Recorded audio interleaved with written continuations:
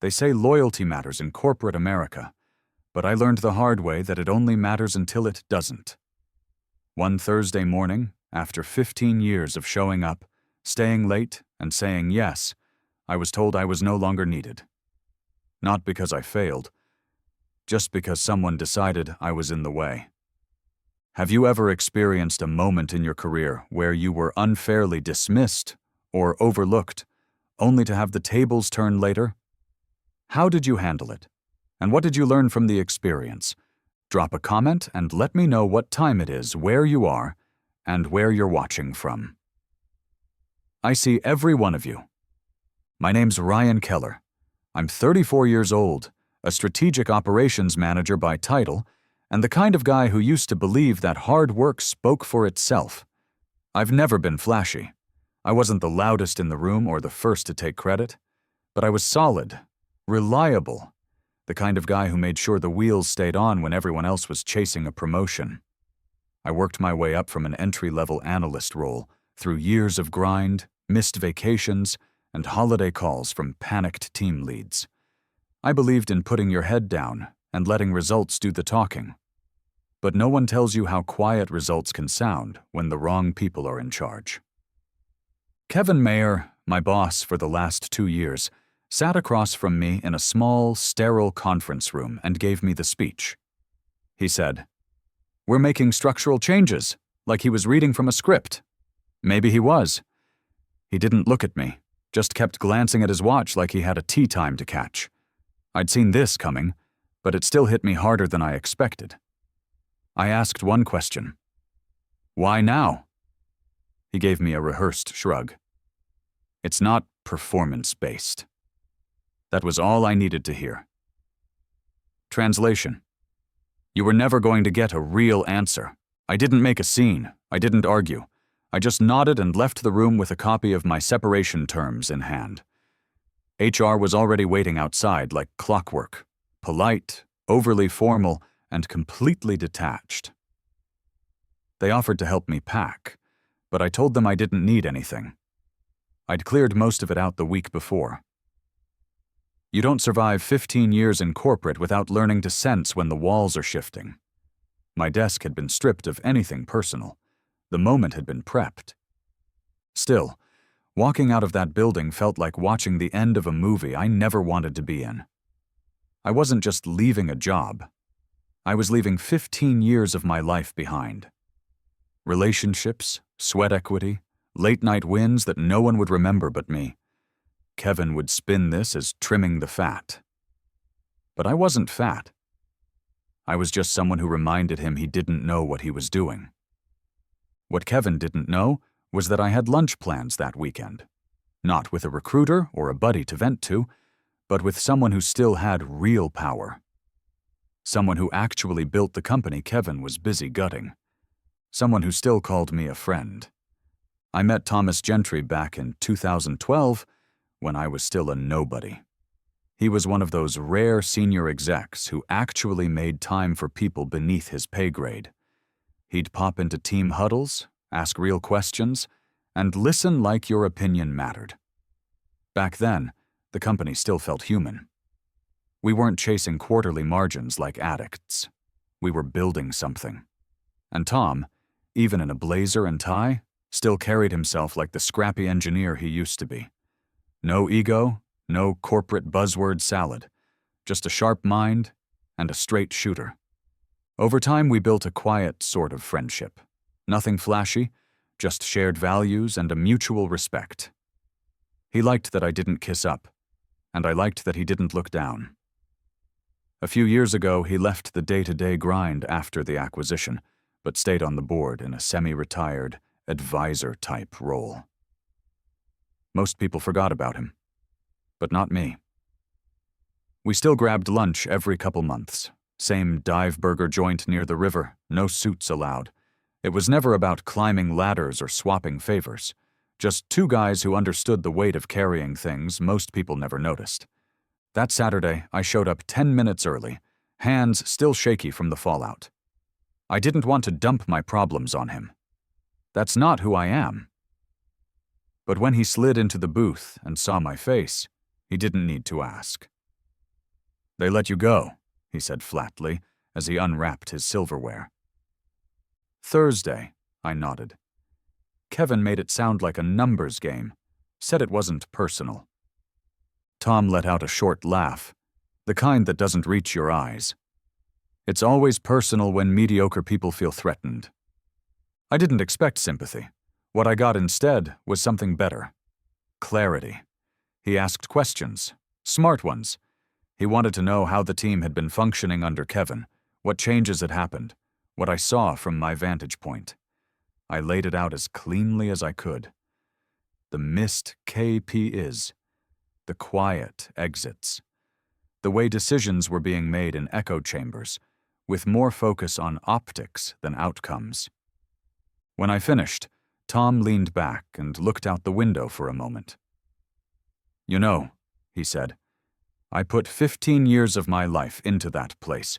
I still care what happens to it, even if the board doesn't. People like Kevin are dangerous not because they're evil, but because they're indifferent. That's when something shifted. I could see it in his posture. He wasn't just catching up anymore. He was thinking, connecting dots. And I realized for the first time since Thursday that maybe this story wasn't over. Maybe I wasn't done. Not if Tom had anything to say about it. I didn't ask Tom to do anything. That wasn't the kind of relationship we had. And besides, I wasn't looking for a handout. I'd already updated my resume the night I got home, reached out to a few recruiters I trusted. I figured maybe in a few weeks I'd land somewhere new. Smaller, maybe, but with less corporate nonsense. I was bracing myself for a reset. Humbling, sure, but survivable. But Tom wasn't the kind of guy who sat still when he smelled rot. 3 days after our lunch, I got a text from him. Got a few calls to make. Sit tight. You might want to be in town next week.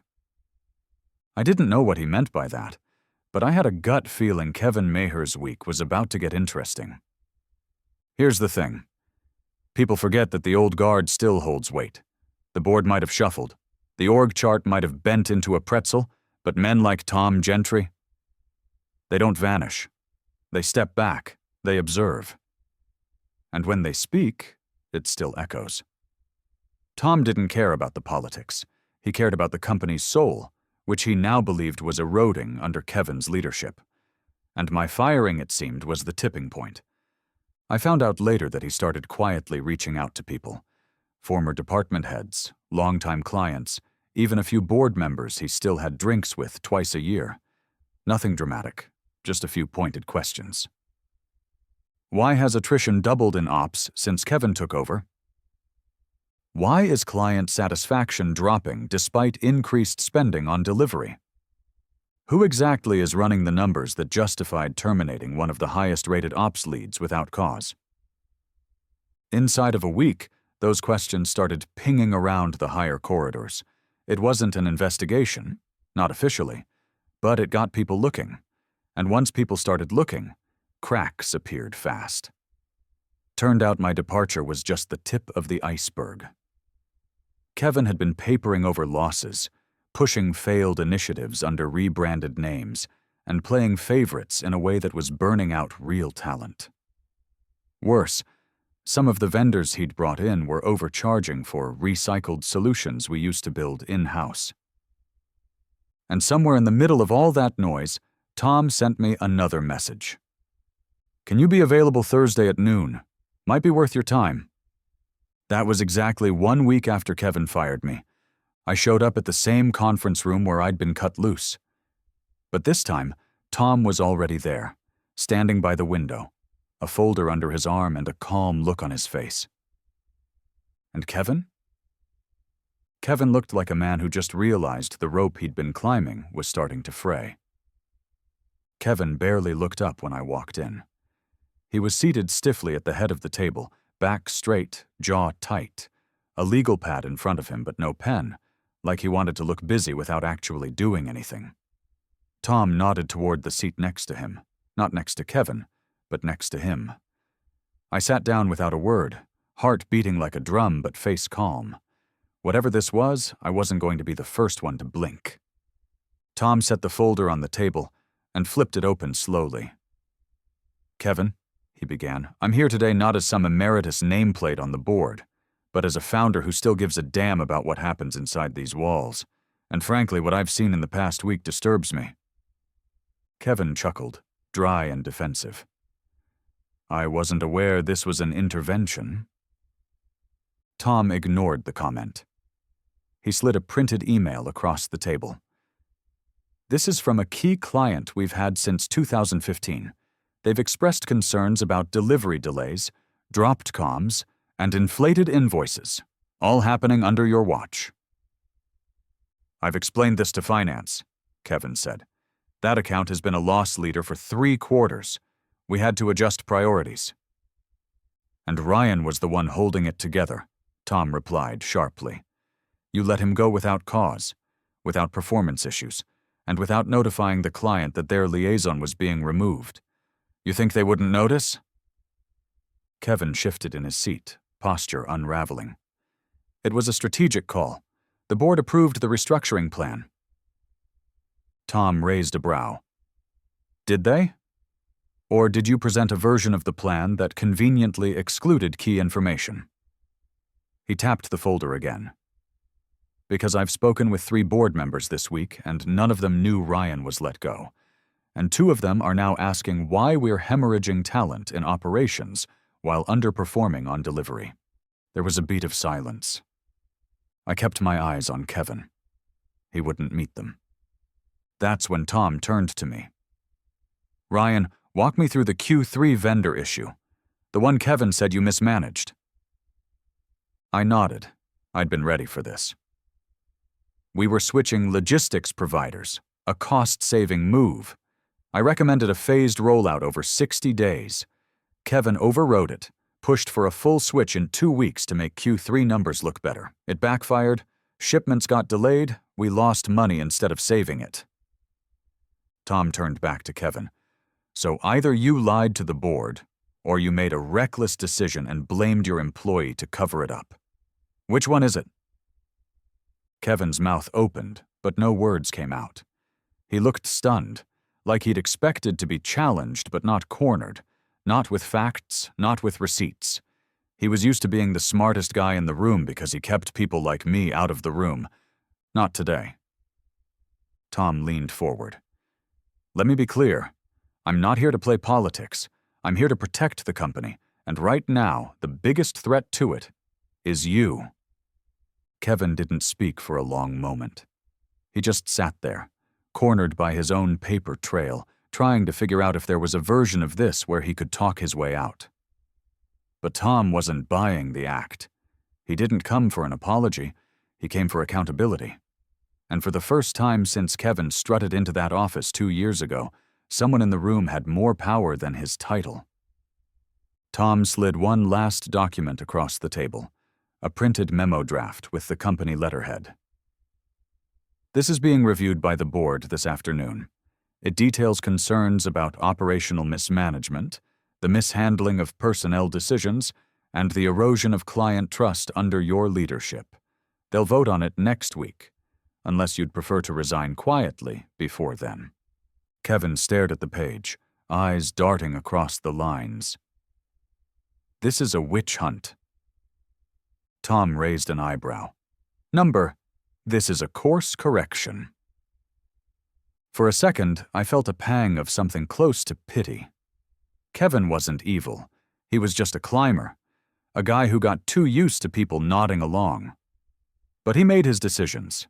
He chose to weaponize structure and strip down people he saw as threats. And now he was watching the ceiling collapse, brick by brick. He stood up slowly. "You two enjoy your little victory," he said, voice low but bitter. "I'll have legal review my options." "Do that," Tom said calmly. "And in the meantime, turn in your access badge." Kevin walked out without another word. The door clicked shut behind him, and for a second, all I could do was exhale. The weight I'd been carrying since that Thursday morning, the humiliation, the betrayal, the quiet anger, it didn't vanish, but it finally shifted. I wasn't vindictive by nature, I didn't need to see the man ruined. But seeing the truth catch up to him? That felt like justice. Tom leaned back in his chair. "You okay?" he asked. I nodded. "Better than I've been in weeks." He offered a faint smile. "Good, because now we need to talk about what happens next." I blinked. "What do you mean?" "I've already spoken to the interim board chair," he said. "They're going to need someone to stabilize ops. Someone who knows the system, the people, the process. Someone who doesn't need a learning curve." My heart skipped. "Tom!" "I'm not offering you a handout, Ryan. I'm asking if you're ready to help fix what he broke. You'd be stepping in as acting director while we figure out long-term leadership. It won't be easy. You'd be managing some of the same people you used to sit next to. But I trust you. And right now, that matters more than anything else." I sat there in stunned silence. Just a week ago, I'd been boxed up and dismissed like a spare part. Now I was being asked to step back in, not as a casualty, but as a leader. I looked at Tom. "Let's do it." Walking back into the building felt like something out of a dream. The same security desk, the same elevator chime, the same neutral carpet I used to drag my feet across at 8 a.m. sharp every weekday. But this time the badge in my hand wasn't marked manager. It was temporary, sure, but it had a new title under my name: Acting Director of Strategic Operations. I'd gone from casualty to command, not out of revenge, but because someone finally saw the work for what it was worth. People noticed when I returned. Some looked surprised. A few smiled.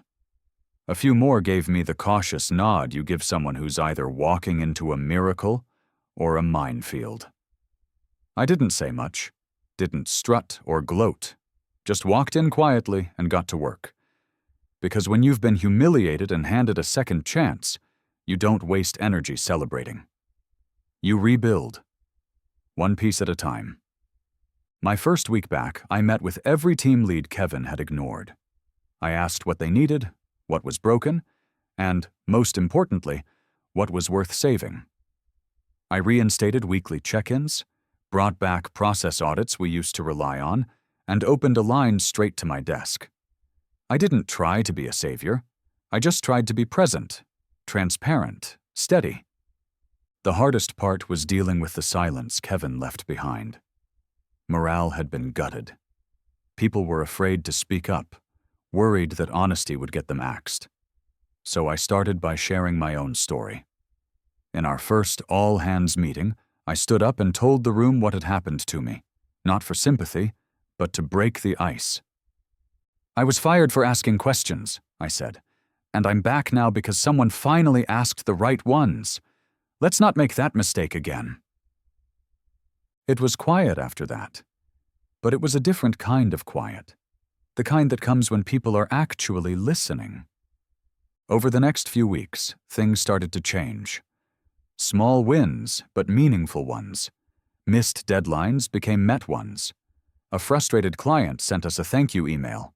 One of my junior analysts, the same kid Kevin used to ignore in meetings, pitched a new dashboard that ended up saving us 5 figures a month. And me? I didn't forget what happened. I didn't let it harden me either. I used it. I let it remind me why I started in this work in the first place. Not to be liked, not even to climb, but to make something run the way it's supposed to, with honesty, with clarity, with people who give a damn. Tom and I still grab lunch once a month. Same burger joint. No suits. Last time he raised a glass of water and said, "You know, Kevin was right about one thing." I laughed. "What's that?" "You weren't a good fit for his team." I nodded. Number I wasn't. Because I wasn't built for fear and optics. I was built for the long haul, and now I was finally driving.